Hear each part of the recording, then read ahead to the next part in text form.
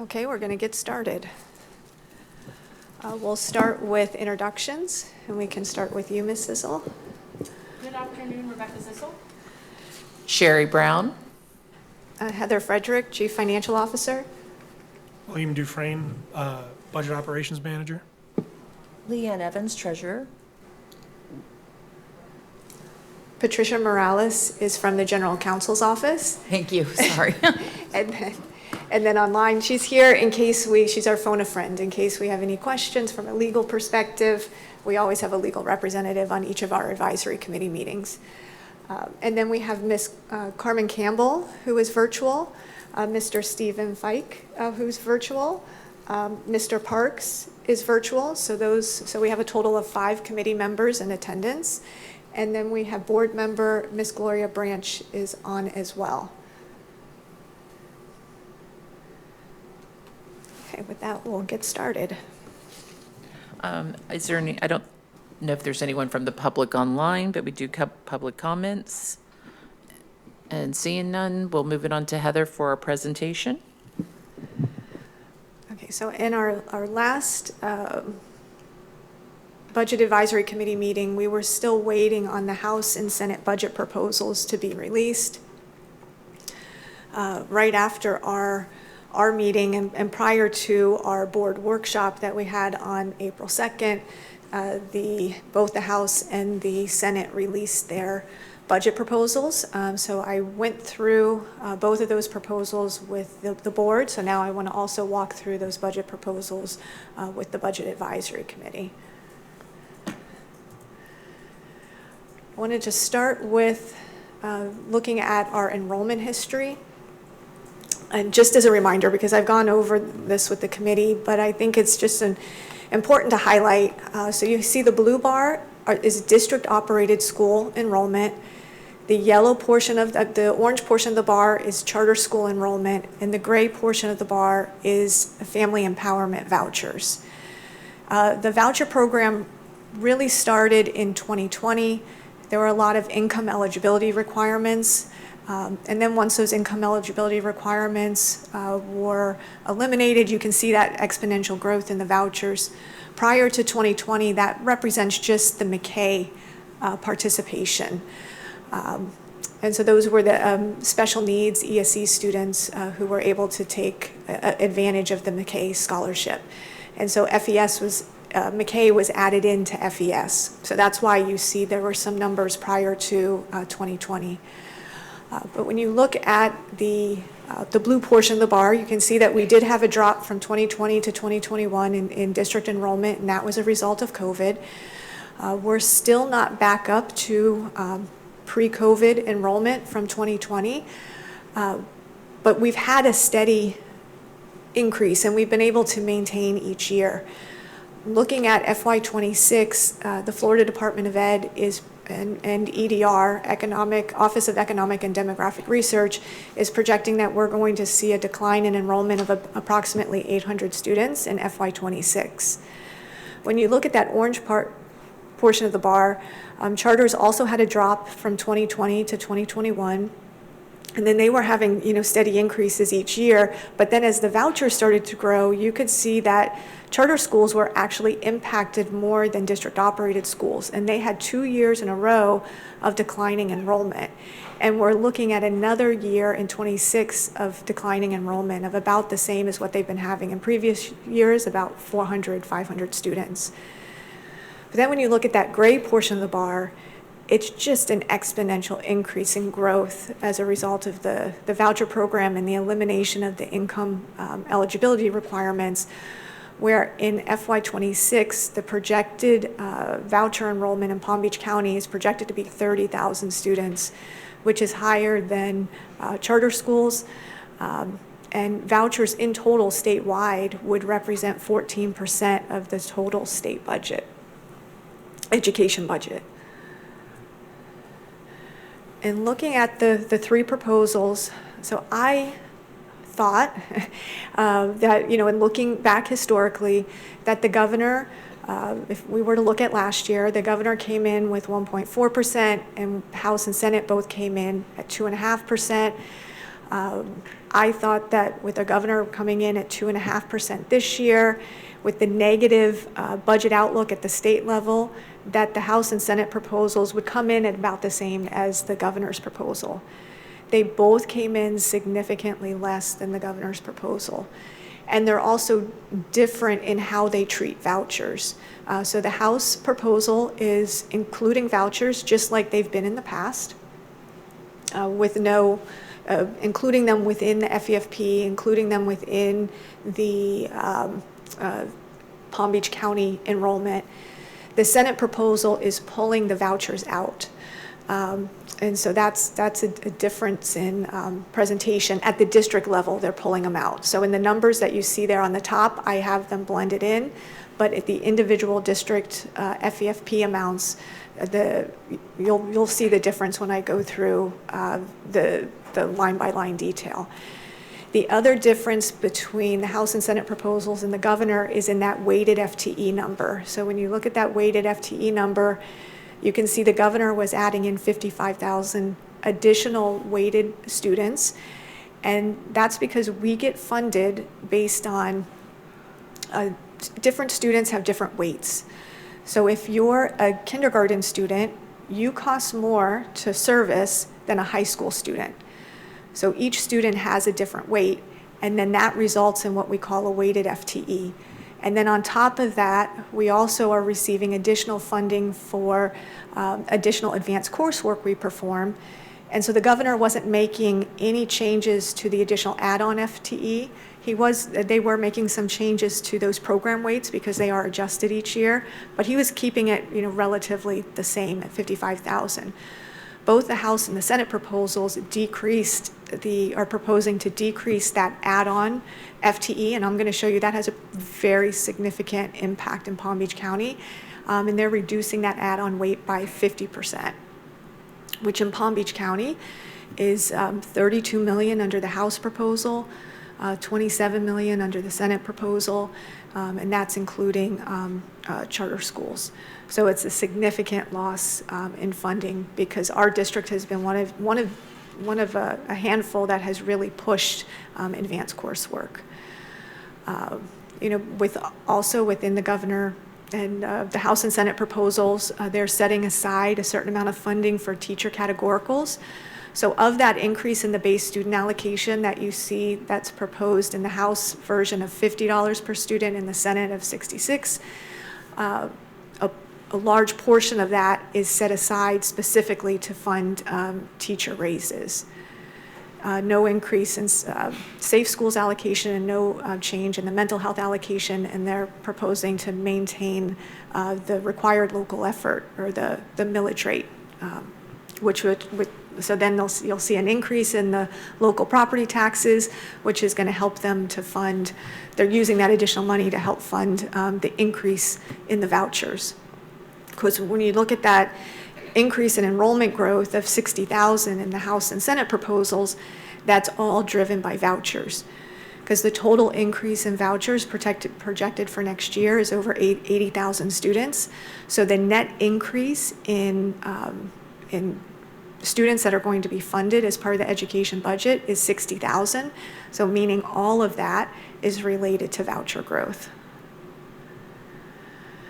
So the increase in per student funding is minimal. Less than 1% for the House proposal, $62 per student, $135 under the Senate proposal, 1.5%. You're going to see it's actually less in Palm Beach County. So with the comparison, this is a comparison that I normally present, but because of the different ways that the House and Senate are how they're proposing you treat the vouchers, makes it a little bit harder for comparison purposes. So you can see the third calculation, that the column on the left-hand side is our funding right now. Is our most recent release of funding from the Florida Department of Education based on our October enrollment. And we have 210,000 unweighted FTEs, which includes voucher students. So jumping over to the House column, You can see they're projecting 215,000 increase in unweighted FTE because they're including vouchers within that 215,000. And then the Senate, you see, is 185,000. That's because vouchers are being pulled out of the individual district funding. So that's why the comparison there doesn't really work. Moving down to the base student allocation, under the House proposal, we would be getting statewide, getting $50 per student increase under the House proposal in the base student allocation. The Senate is 66, but when you look at the comparable wage factor, which is that row 4, that's an adjustment for the cost of living. So in Palm Beach County, the cost of living adjustment that we received was 4%. In 2026, the cost of living actually went down based on the state's analysis that was performed. It's based on a 3-year average. In the last 2 years, it's gone down. So the average of those 3 years is actually 3.55%.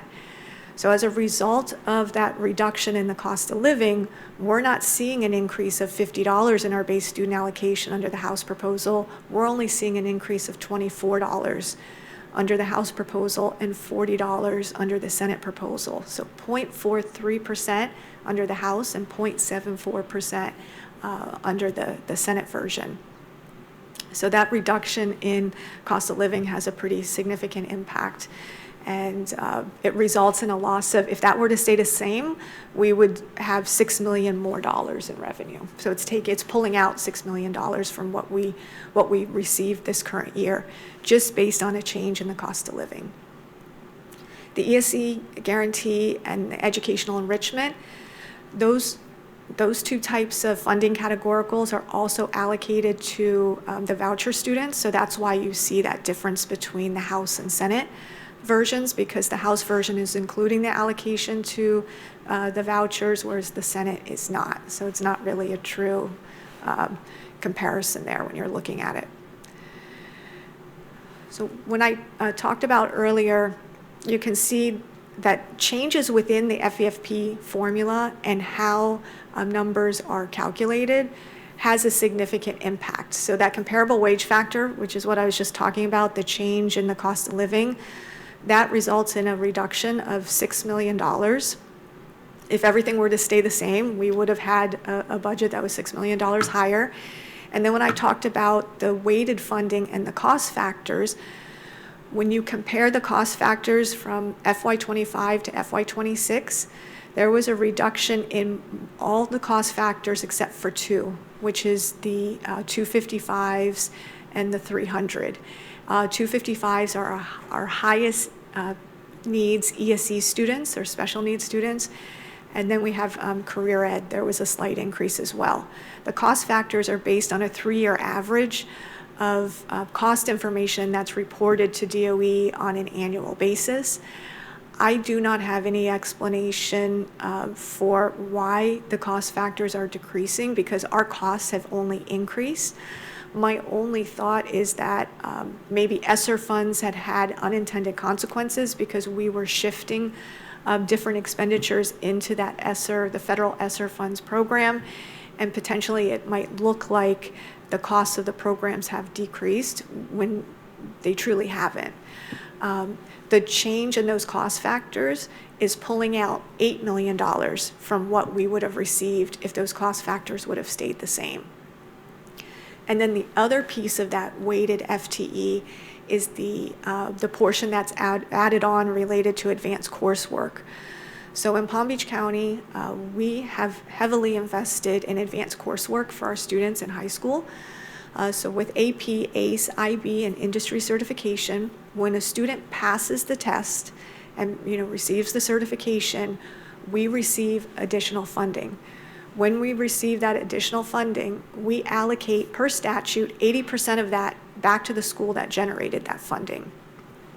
So based on FY25, what was generated, we earned an additional 11,461 additional FTE that was added in and included in weighted FTE. based on, and I'm using the Senate proposal, just because, that proposal is not including the voucher students as the example, but under the Senate proposal, they're proposing to cut the AP, ACE, and IB. They're the only difference between the House and Senate proposal is that the Senate is holding industry certification harmless, but they're taking the add-on FTE for AP, ACE, and IB and cutting it in half. So that would mean this year we would only receive 6,622 additional weighted FTE. So that's a loss of $27 million under the Senate proposal. Taking into consideration reduction of industry certification in half, that would then increase it to $32 million loss that would be coming out of that is coming out of our potential funding. So those changes have a significant impact. So this chart, I know is busy, but it does, show the difference between the current proposals from the House and Senate based on the weighted FTE. So you can see in red under the House, it's 235,000. If we were not to make any changes, it would be 242,000. And then under the Senate proposal, 204, if there was no change to that add-on FTE and to the program cost factors, we'd see a weighted FTE of 210,000.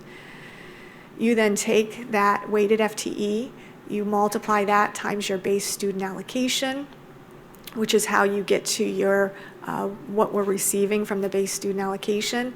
And if that comparable wage factor were to stay the same, so instead of being reduced to 3.5% and stayed at 4%, we would be receiving $47 million more under the House proposal and $41 million more under the Senate proposal in our base student allocation.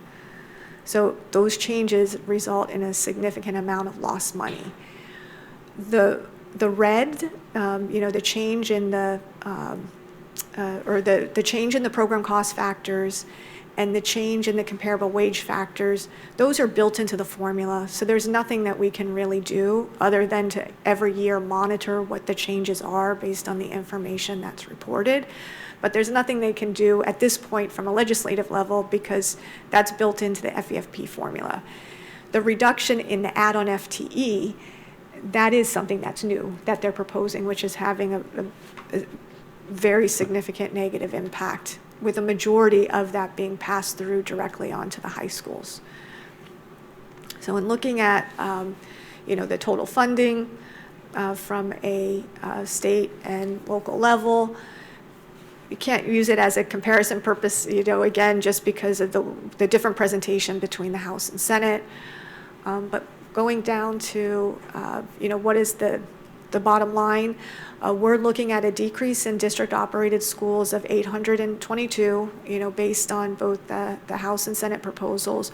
We actually budgeted that enrollment would stay flat, and we actually saw an increase within our enrollment of our ESOL students and also our ESE students. So we're actually seeing an increase in our teacher allocation as a result of those, an increase of those two student populations, even though the revenue proposal is actually projecting a decline in enrollment.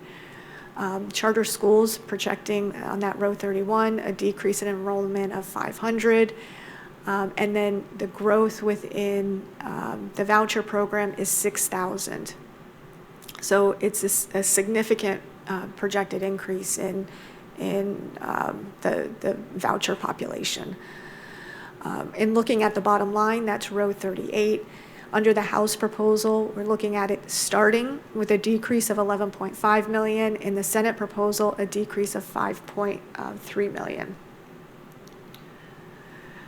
All right. And then under both the House and Senate proposal, the House is saying, well, you need to still set aside $6.9 million or $7 million for teacher raises. And under the Senate proposal, $17 million under the Senate proposal, including charter schools. If there were no changes and the program cost factors had changed the same, and the add-on FTE had stayed the same, and the comparable wage factor had stayed the same, we would be looking at a bottom line increase of about $30 million. So we're looking at a very different place by the changes that were implemented this year. So under the House proposal, we're actually looking at a loss of $5.21 per student, and under the Senate proposal, an increase of $96. So what does that mean? What does that mean to our districts? So starting under the House proposal with an $11 million decrease, and under the Senate, $5 million, we have to set aside $5 million for an increase in FRS. So the FRS rate went up, so we have an increase, when I calculated in our district, of 0.5%. It's $1 million for each 0.1%, so that equals $5 million we have to set aside. We have to set aside funding for the teacher compensation that we're required to, that I showed you on this slide. That specific amount of 6.9 and 17 million is required to be set aside at district and charter schools specifically for teacher compensation, so we have to back that amount out. We also have agreed to increase premiums next calendar year. So I had already budgeted for a full year this current year, so had additional funding available to help offset the increase. So we're looking at an increase of about $8 million in health premiums that we have to cover. Since the House proposal is including the voucher revenue, and we're seeing an increase in revenue, we have to increase the board contingency in order to remain in compliance with our board policy. Since the Senate is pulling those vouchers out, the revenue is actually declining, so we don't need to increase our board contingency. We know there's going to be an increase in FPL rates. We've already been notified by FPL. They are working on the calculation of how we will be impacted, and so I expect to have that within the next month or two. It still has to be approved at a state level, but we will plan, once we're given the dollar amount, we will build that into our budget as well. Even though we have a projected decline in enrollment at the state level, we did project enrollment to be flat. And like I said, we did see an increase in our English language learners as well as our ESE students, which resulted in an increase in teachers allocated out to the schools of $3 million. The change in departments, I'm going to walk through those with you today before I add them in, but the goal was to keep those as nominal as possible. After we received the budget, we went back, reassessed to only those things that we needed to add as a result of a contractual reason. So we're down to about $400,000 change in departments.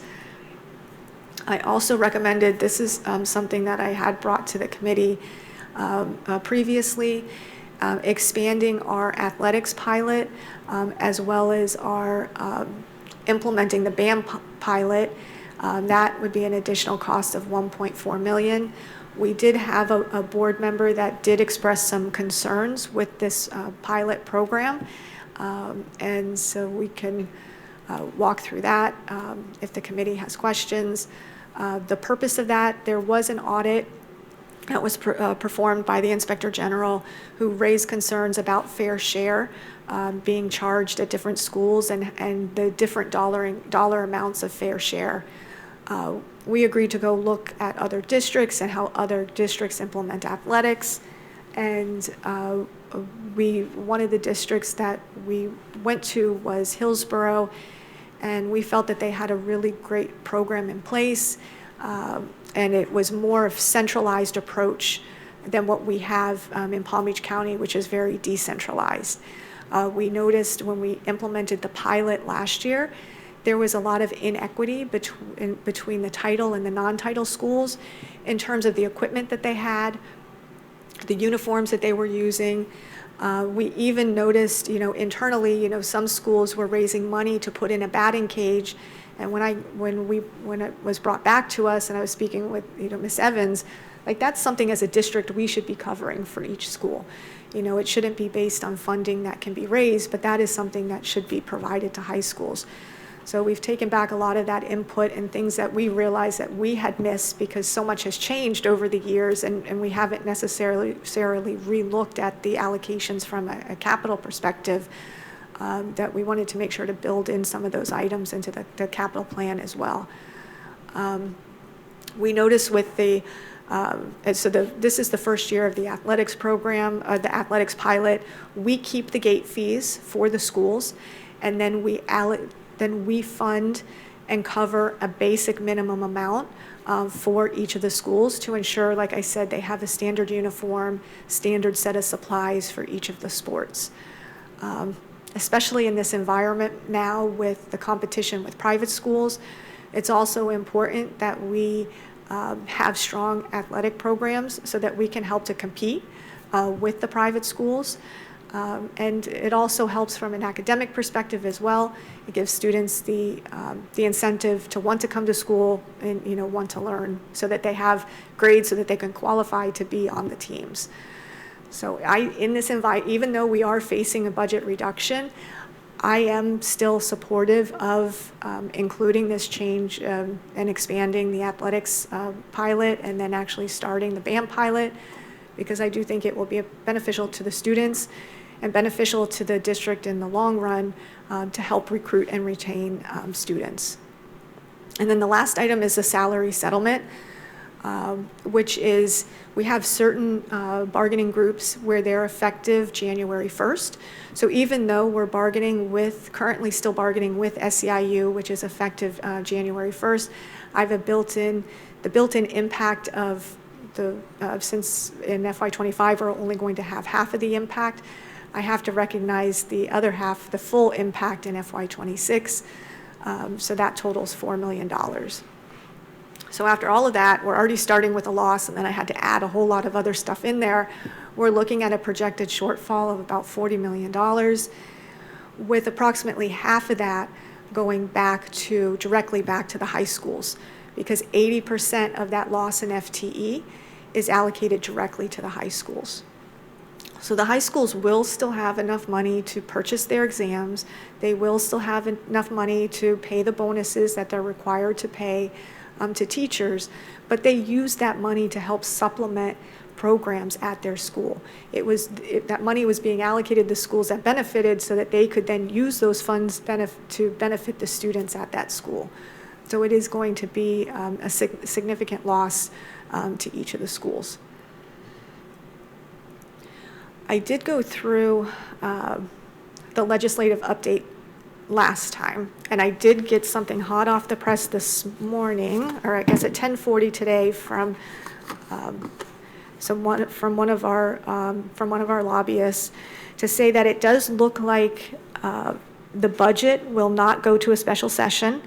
The legislature might need another couple days, but it does appear that they will be able to settle, because there was a concern that with the education budget between the House and the Senate, it is very different in how they're treating vouchers and some of the other different programs, especially the House side wanting to cut sales tax, the Senate having a different view, that they were almost so far apart, they weren't sure that they would be able to finalize something without a special session. But it does look like, at least as of today, that the potential is that there should not be a special session, and they'll begin conference meetings on the budgets next week. Florida retirement system rates, those have been passed. The change in sovereign immunity most likely is not it's not impossible. It is possible that it could still move on, but as of right now, it does look like more likely than not, we won't have to be concerned with increases in sovereign immunity this year. They've been bringing it every year for the last few years, so it's just a matter of time before that ends up getting processed. So then with the IB bonus funding, that was just adding in an additional course that hasn't been included for IB funding in the past, and they just wanted to make sure to include it. It's theory of knowledge. And whether it's Senate Bill 7030, I don't see this one passing. It's breaking out FES in a completely separate categorical. I don't see the House and Senate agreeing on that. But that's something that will come out of the budget discussions next week.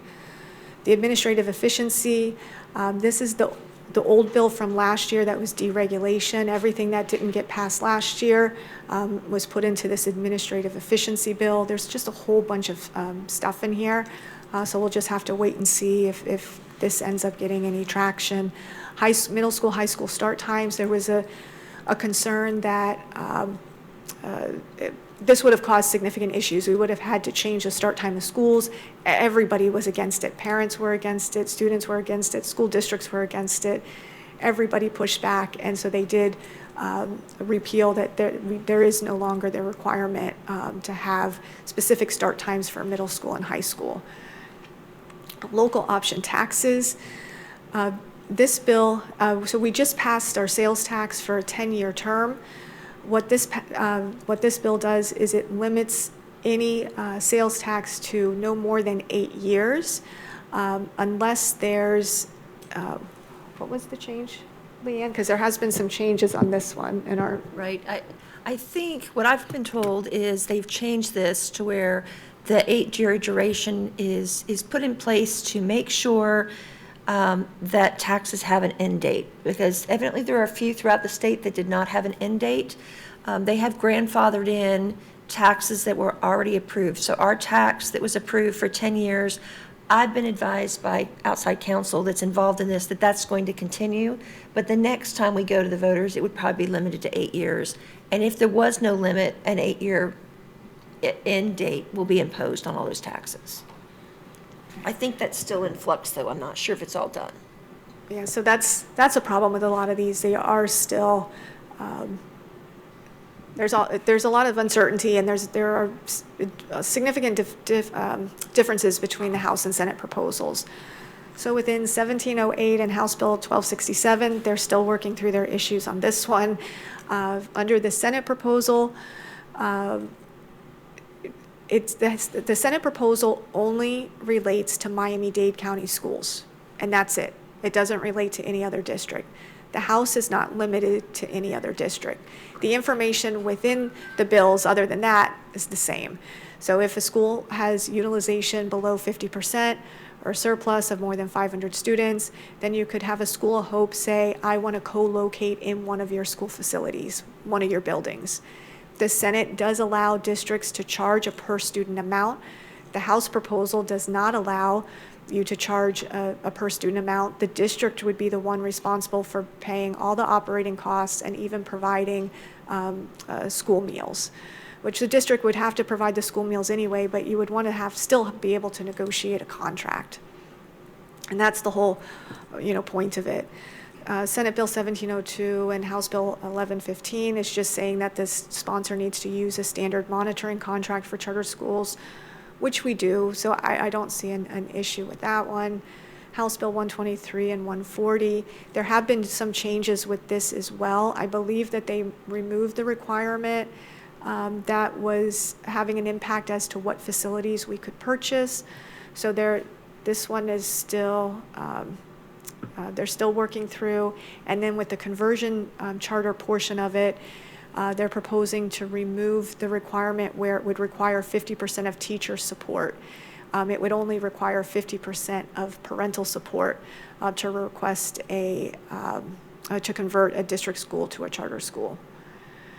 The last bill was related to potentially charter schools, a way for charter schools to be able to be eligible for impact fees indirectly, because the developers would be able to get a credit, which would then go against the impact fees that we would receive as a district.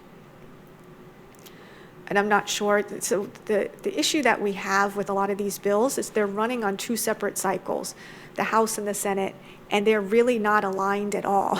So the Senate is going along approving stuff, that House is approving stuff as well, but they're very different. And so, what they're going to end up agreeing to at the end of the day, that's where there's a lot of uncertainty. And then there are still some proposals on changes to the homestead exemptions, but they'll probably end up on a study of what would happen if they were to eliminate property taxes. And that would be due October 1st of 2025. All right, so budget conference, we have confirmation, should start middle of next week, based on the information from today. That change that both the House and Senate are proposing of a reduction of funding for add-on FTE ranges from 27 million to 32 million. There's so much rhetoric out there that this is not going to have any impact, that they took the money and the legislature took the money and they put it into base funding to make it more flexible for districts. You can see we don't have more money in base funding.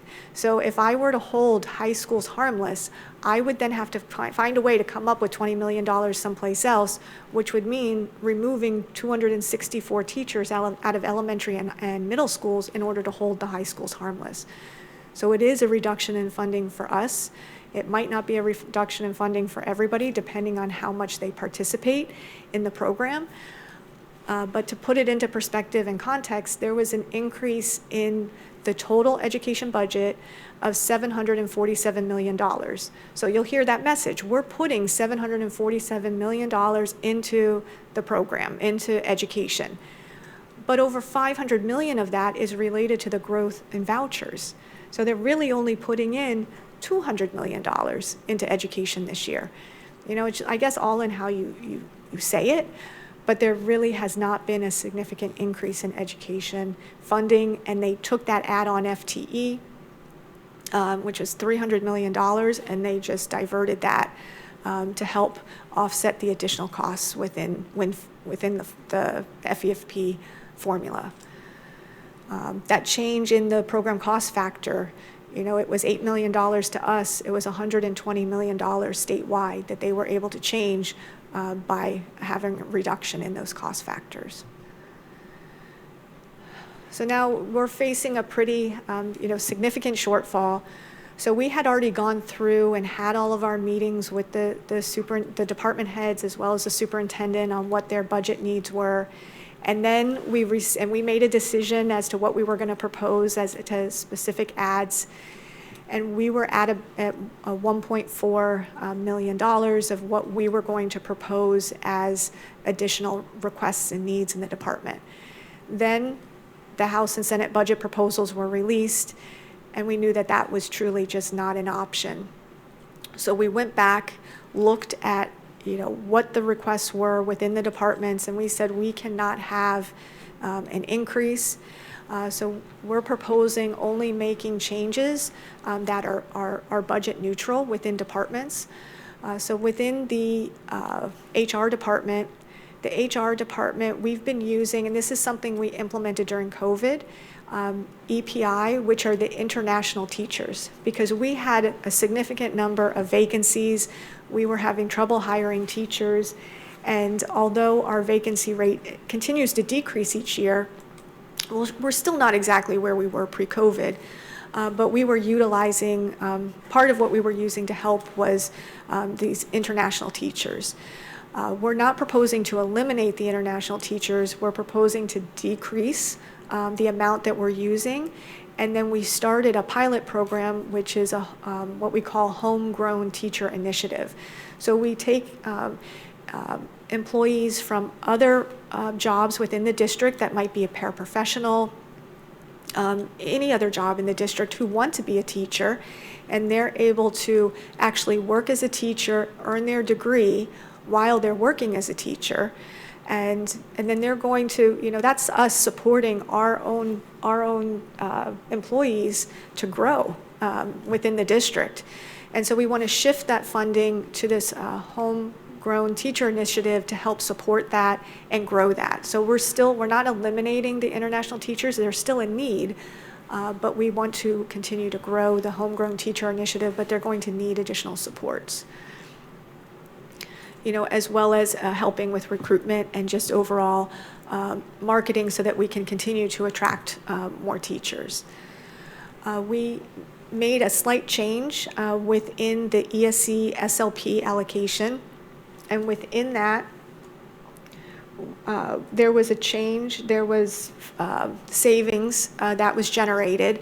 Whenever we're making changes within ESE or our English language learner allocation, we always set those funds aside so that they can be reinvested back into ESE or ELL. And so we're taking a portion of those funds that were set aside, adding 5 additional resource teachers to help support early implementation of early literacy curriculum. Then with mental health and within our mental health area, we have had difficulties hiring within our co-located service providers. And because the co-located service providers who provide a mental health professional on, I believe it's about 50 of our campuses across the district, they've had some challenges. Some of them have had some challenges in filling those positions.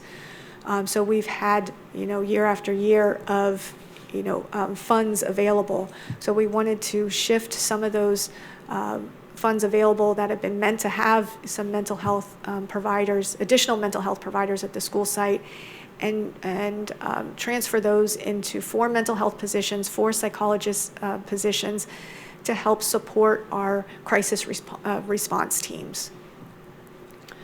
And then finally, adding a after-school liaison to support the middle school after-school programming, and they have funds within their budget to help offset the cost of that position. So those changes have no budget impact at all. The ones that do have a budget impact, and these are increases in contracted software, for instructional software, the school internal account software that we use, we're going up with negotiations, and most likely we're going to still try hard to negotiate no increase, but we wanted to make sure that we were being conservative and we set something aside in case there's an increase in our Westlaw, and then we have some other programs as well. And the other programs are much smaller, but we have Class Wallet, which is what we use for Teacher Lead, debt and investment software, and B2G, which is what we use in our small business enterprises, our SBE program. And those are all contractual increases in software. Those total $303,000. We then have increases in contractual costs and dues and fees. So we have our Huddle program, which are cameras that we have on the fields on our football fields. It's for recruiting purposes, training purposes of the football fields. So it's adding it to baseball. So we have a cost there. We have increases in AmeriCorps. We're not expanding AmeriCorps, but increases in AmeriCorps. We have increases in court reporting costs. They seem to go up every year. And we checked to make sure that that legal did spend them last year before asking for another increase this year, but it looks like we'll need another increase this year. Starlink is a new contractual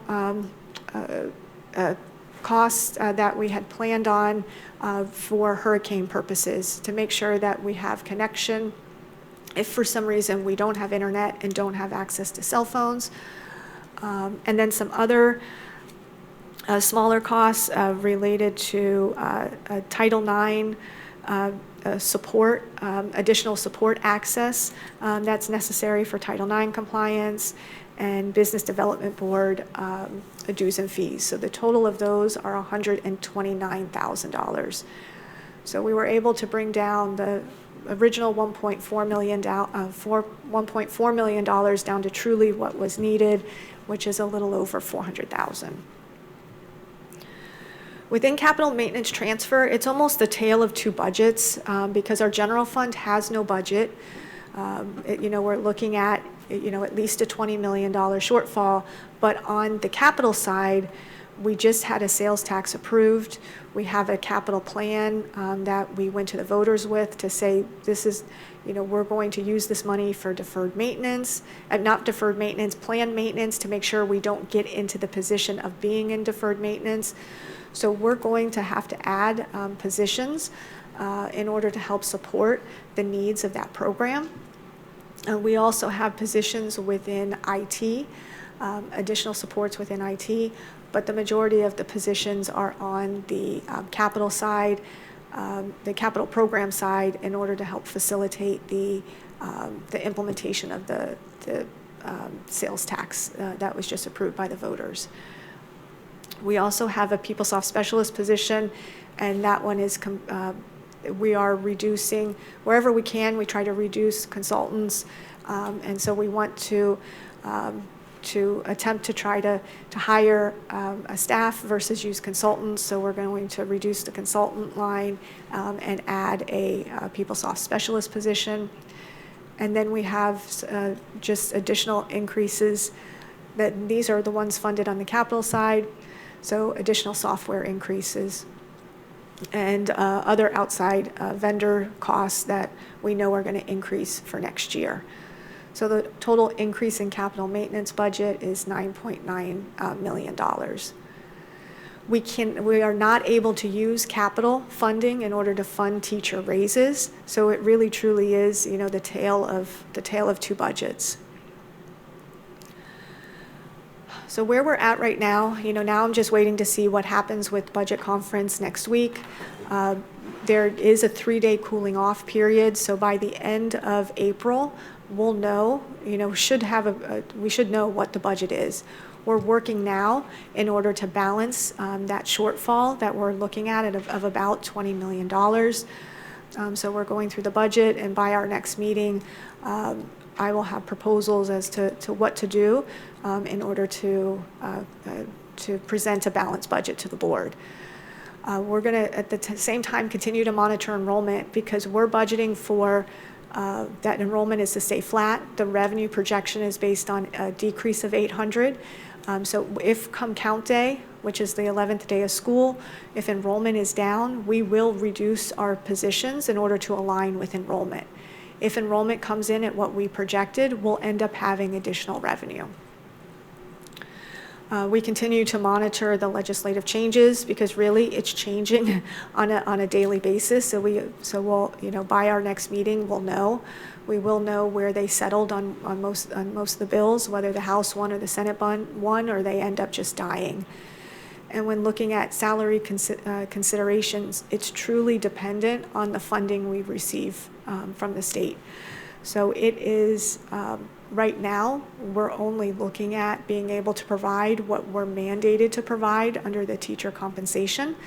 And so looking at and considering salary considerations next year, it's going to be challenging. Cost of healthcare, we did negotiate a 3-year deal. So the impact in 26 is $19 million, $8.6 million in 27, and $2.6 million in FY28.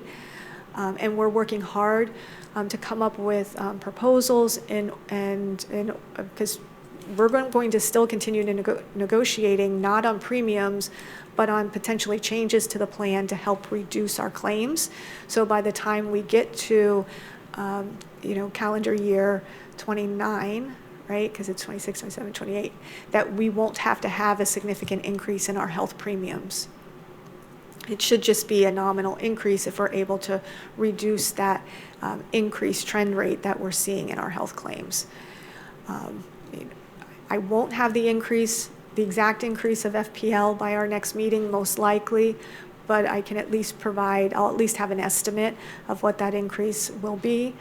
And just overall, just monitoring too the changes at the federal level. It looks like we're good for FY26. So for FY26, our funding is going to stay flat. For all of our grants, we only had very minimal impacts. We had a small food service program that was eliminated. But all in all, it looks like we were not targeted in terms of losing any federal funding for FY26.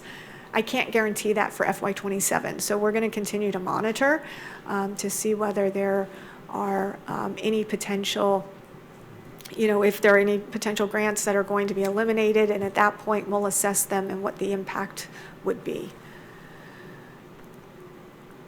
So today is our Budget Advisory Committee on the 18th. Our next Budget Advisory Committee, we have one scheduled on May 1st, and then we have another one on May 16th. Our final board workshop, just because of the way the board meetings fall this year, is on May 28th. So we're working as hard as we can and in order to finalize the budget in May, so that it's finalized for those our next meetings when we come in on the 1st and the 16th. Otherwise, we'll have to, we could still meet as a committee in June, but we wouldn't be meeting with the board until our tentative budget adoption, most likely. So that's why I'd really like to try to get everything to the board by May 28th. Because tentative budget adoption is July 30th and final budget adoption is September 10th. All right, so with that, are there any questions that I could answer?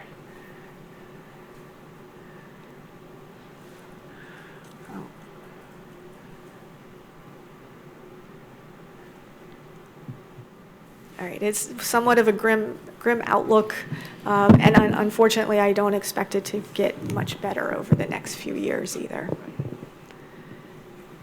Okay. All right, so with that, if no one else has any questions, we'll move on with the agenda, or did you have another? Well, I was just thinking that we did also attach, Ms. Evans is like, oh, you just left me out altogether. I think I got the afternoon off. We do have the capital plan as well. So the capital plan is attached. For those that are in person, I do have a copy for you. But Ms. Evans was going to walk through the capital plan. So I'm sorry about that. I was supposed to stop what I had at capital. Okay. Do you want to put it up on the screen, or you just need to just talk to it? Okay, and I'm not going to take a lot of your time. In years past, I have gone through this line by line. I think we did a pretty good job back in January talking through what the capital plan was comprised of and gave you the old version of it. So we've updated revenues based on the latest projection. Our last capital plan was for FY25 through 2036. It was 12 years to encompass the entire sales tax. So this year is 26 through 36. So we shrunk a year. We did not add another year. We want to shrink it down back to 10 years.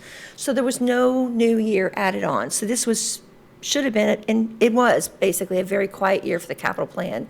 We've made slight adjustments to what we think the projected fund balance is going to be. We won't have that final number till we're done with the fiscal year. I think we'll still be tweaking impact fees a little bit. We'll probably tweak the local capital improvement once we get final taxable values. We may have some shifts with the certificates of participation, but I don't think so. So revenues are close to being done. There'll be some slight increases, and hopefully that just, if we end up with extra money at this point, we would move it into reserves and not try to rebudget where that's going to go. It is possible the board or somebody else could bring up something that we've missed and need to add it. I know that a lot of people are reviewing the document now that it's finished. But this is a balanced budget. It's ready to go. And Heather, if you could go to the next slide, and I'm going to go through these pretty fast. So this is all the construction projects. The only new project added here was for D.D. Eisenhower, and that was taking an old building that was not part of the modernization project and moving it, changing it into ancillary space. So that was planned, and we talked about that at the last meeting. One project that's not here that may be a change as we come through is a project that would potentially move students from Crossroads into the building at West Tech. I've not received budget projections for that yet, so I couldn't put it in here, but I believe that is a priority, and we will see that added in before this goes to the board at final. But there were no other changes here. There are some slight changes in the budgets for some of the projects. The transportation centers did increase in value. And if you go down a little bit further, the new schools, some of those went up, and we did move up the Westlake project as we discussed at the last meeting. So that's the new construction projects. Really nothing big change there. Then we start off with other items. We have debt service, site acquisition. Some, with the plan to purchase land was pushed out. It was related to a school project that's also been pushed out. So that was moved back.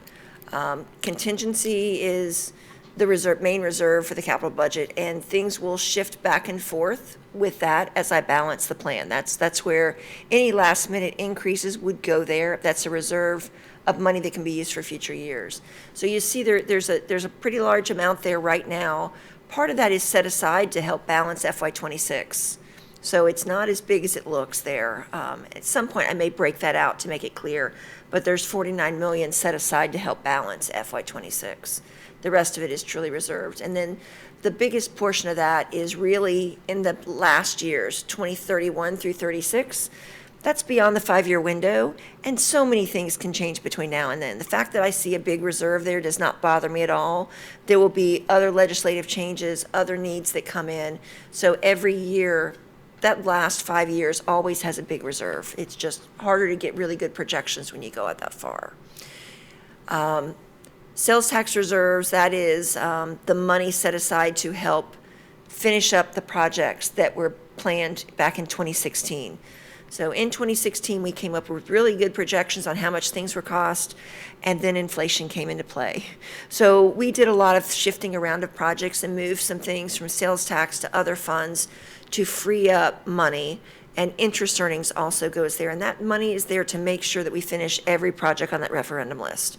That it does include the extra money that's needed to fund the transportation center's increases. So I expect all of that will be used, and we'll see most of that used in the next year or two as the last contracts are let, and we see how much the prices have gone up. And only on one other thing I want to mention on this page is the charter schools capital outlay and the charter schools ST2. The ST2, whenever you see that, that's the new sales tax. And with the new sales tax, we are required to share that on a per student basis with charter schools. So that's a new line that we have not seen in the capital plan. It was there last year, but it's specifically related to the tax that starts in 26. And the transfer for charter school capital outlay, that is the funds that we're sharing our capital outlay millage with charter schools on a per student basis, but it was rolled in. It was 20% last year, 40% this year, then it goes to 60 and 80 and 100%. There's also a factor, we get to deduct the value of debt service payments for debt that was issued prior to March of 2017. That debt all rolls off mostly in 2030 and the last of it in 2032. So that amount increases significantly as we get further on in the capital plan. So that number continues to grow. Really no changes for the equipment section. Facility renewals is the last of the sales tax projects for that 2016 sales tax. It's a lot of money there, and there's a lot of them underway and a lot still coming. So we still have quite a bit to spend there, and they're trying to speed those up. The projects still to be done are very small. They're usually under $4 million, and it's a lot of painting and the building envelope, making sure it's sealed, so painting, caulking, sealing, that type of thing. So it's not replacing as many roofs and air conditioning systems. It's smaller work. It's the work that's being done on the newer schools. And then the section for planned maintenance, last year, this was all in a single line because the facilities department still had a lot of work to do in how they were going to break it out. So this year they have broken this out into a lot of detail. And I expect we'll see some shifts in that next year as they get into the weeds with the facility condition assessment, going school by school and looking at every piece of equipment. So this is their estimate, and I expect the numbers within planned maintenance will change over time. But this is a new section of the budget that was added last year, and it's really following guidance from the Council of Great City Schools that indicates we should be spending 2 to 4% of the replacement value of our facilities annually for maintenance. So we're trying to make sure this ties out annually. It is a little tricky to estimate what the value of our buildings are on it, and so we use inflation factors from the Bureau of Labor and Statistics, but we try to match that up and make sure we stay in that range. And that's where a lot of the new sales tax is going to go, to make sure we have enough money to do that. The next section is the facility improvements. So planned maintenance is the basic air conditionings, windows, doors to make sure the building works. The improvements are things on top of that. So you have media center upgrades, minor projects. Those are the things that are unforeseen that we don't know what's going to happen annually, but there's a lot of it, and it happens every year. Playgrounds, putting in artificial turf at all the high schools, increasing the spend for athletic facilities and play fields. Some of the equipment Ms. Fredericks talked about for athletics would be coming from this section. New marquees at all the schools, a lot of work like that. There is also the line called historic property improvements. Last year that was called TDR, which was the transferable development rights. It was money that we got from the city of West Palm Beach related to Dreyfus, and the board has said half of that would be spent at Dreyfus. The other half would be spent at other historic properties. So based on feedback from just about everybody, we changed the name of it to where it's a little more descriptive. And so that's the facility improvements. And if you continue scrolling down, Heather, we get into security. Nothing new there. That's just continuing on with the plans that we have in place. Same with education technology. I think the newest thing there is the Epic intercoms. We're really honing in on that. The intercom system at our schools, we're hardwired in, and a lot of them are failing. And we're replacing that with new technology that's a lot more flexible and a lot easier for the schools to use. And so instead of that being a maintenance item, it now falls under education technology because it's filtered in with all the other technology in the schools. And then the regular technology, which includes buying computers, the routers and switches, and all the infrastructure that it needs to make sure that all our data is safe and the students have access to high-speed internet, our phone systems, the whole wireless infrastructure, all that infrastructure for IT is in this section. And then there's one more that is transportation, and there was no changes in transportation whatsoever. It stayed constant. I think there was about a $50,000 increase for them. But they had a plan on what they're buying, and that's all set. So that is the capital budget in a nutshell, a very fast nutshell. If you do have any questions, I'm happy to answer them. But I've learned over the past few years, you all really don't want me to go line by line through this. Happy to do so if you'd like it, but we'd be here for a couple of hours. But the capital plan, at least a draft of it, is balanced. There probably will be a few tweaks and changes before adoption, but this is a balanced capital plan that we're comfortable with. And the surtax is for 10 years, the new one, Yes, right? it is. Okay. I see. That's why the capital plan went out for 12 years, and now it's going to be 11 this year. Right. Next year it'll go to 10, and we'll keep it at 10. We like having that extra 5 years of projections of what we think is coming. I think it's very helpful for the district to do that extra long-term plan. Right. And that's why that one proposed bill, when it was, initially it was going to end at 8 years. And so it Right. was even for existing. Wow. And so now that's changed. It sounds like it's hopefully, yeah, and hopefully that it won't revert back. Because we would then have to go back and revise. Yeah, I know. There's talk of another one, so that's why I'm like, ugh, not 8 years. Yeah, and that change on the 8 years is on all sales taxes. I know, that's why I'm like, no. The work it takes to get it on the ballot and things, so, yeah.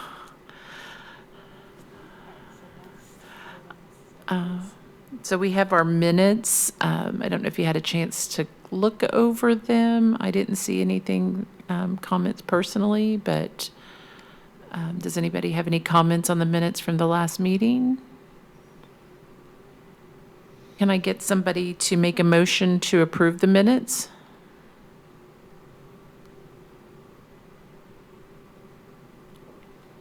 Can you? Mhm.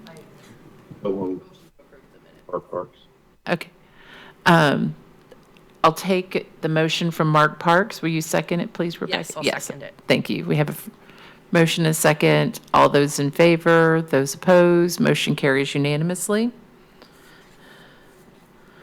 And then we put it off at the last meeting about our election of our chair and vice chair. And it looks like we have 2 people online, 2 people here in person. Do we want to try to make a nomination?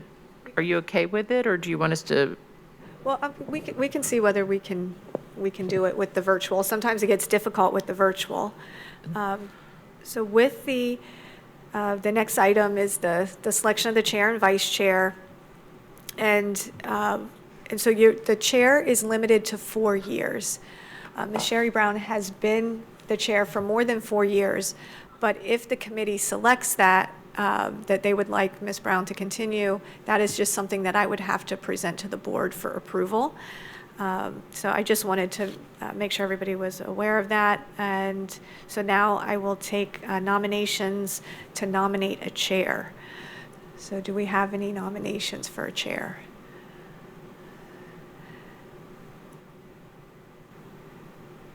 Do we have any volunteers? Yeah, do we have any volunteers? I know Carmen has probably been on the committee the longest, and then maybe Mark, and Rebecca's new, so, and I don't mind doing it, but I'm also happy to turn it over to somebody else if they'd like a chance to. Jerry, what does that involve? I mean, what's the commitment? What is involved as the chair? Mainly just running these meetings. I mean, that is all. And then if you have any, questions, prior to the meeting, we get together. And then also helping to draft the report, the final report to the board. Normally, that's the chair as well. I help to draft the report. We bring it to the committee, and that's what we'll be doing on the May 16th meeting. And so those, I guess, would say would be the main duties of the chair. Right. And Heather does write it, and I might just give her a couple of comments before we meet, so. So do we have any nominations or volunteers for chair? Volunteers. I'm going to volunteer then if nobody else is. So, right. And but so- like I said, I'm okay if somebody else wants to volunteer, but I don't mind doing it again. Okay. All right, so all in favor of electing Ms. Brown, again, subject to board approval for chair of the committee, please say aye. Aye. Aye. Okay. All right, and now I'll take nominations for the vice chair. Our current the vice chair we had to resign, unfortunately, from the committee. So I would like to take, and there is no term limit on the vice chair, so I'd like to take nominations for the vice chair. Well, I'm going to nominate Rebecca since she's sitting here beside me. Sure. Okay. Yeah. Accept nomination. All right, any others in favor? Any others who would like to make any other nominations? All right, hearing none, all in favor of electing Ms. Zizzle as vice chair, please say aye. Aye. Mr. Parks, did I? Yes, aye. Okay, all right. Thanks. All right, so I want to, and then any opposed, say nay. All right, I want to thank you, Ms. Zizzle, for agreeing to be vice chair. All right. And so our next meeting is May 1st, and we're back to 9 a.m. We did have an audit committee meeting this morning, so that's why the room wasn't available earlier. And then we will most likely need the May 16th meeting in order to finalize the report. And if for some reason the budget isn't finalized, I will add additional meetings onto the agenda. I'll actually I've already started putting placeholders out there just in case, but I'm trying to be hopeful that we will be done and finalized by May 16th. Great. Any other comments? Then we're adjourned. Thank you so much for coming today. All right, thank you for joining. Thanks. Thanks.